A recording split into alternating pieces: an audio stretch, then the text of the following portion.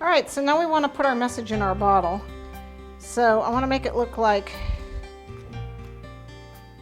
some poor guy was stranded and he only had a small scrap of paper to write his message. So if you tear wafer paper, it'll look like paper.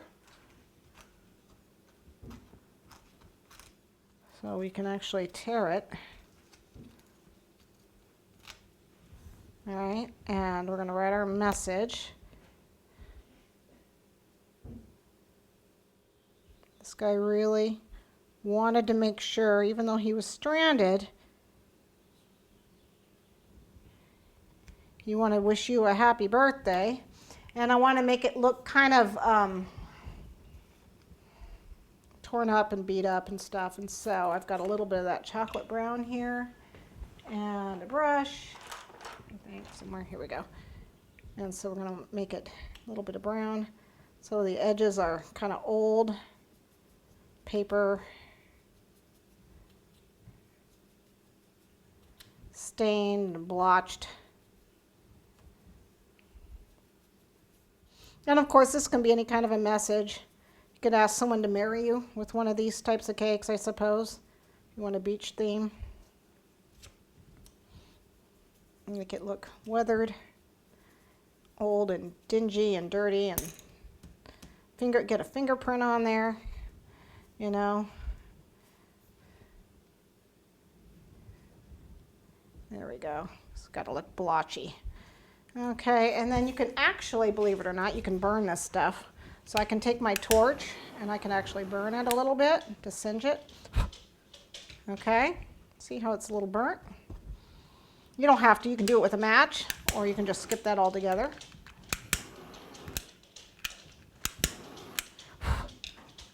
Just make sure you're not burning the house down or something, okay?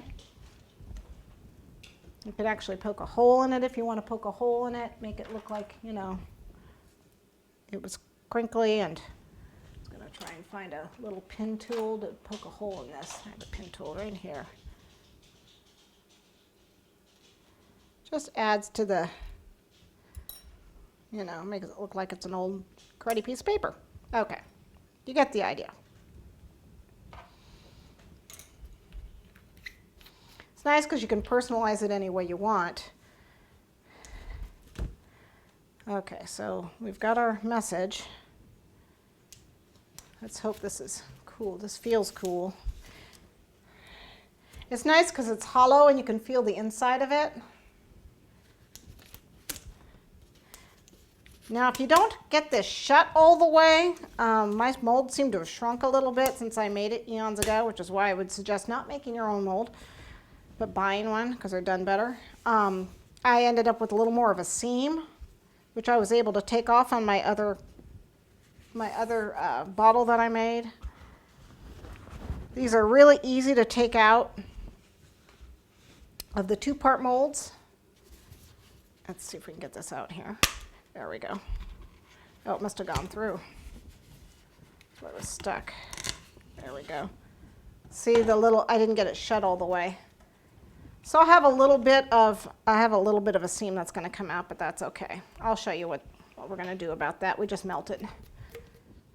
I just didn't have it tight enough. But these bottles, when you take them out, you just lift it up and it comes right out.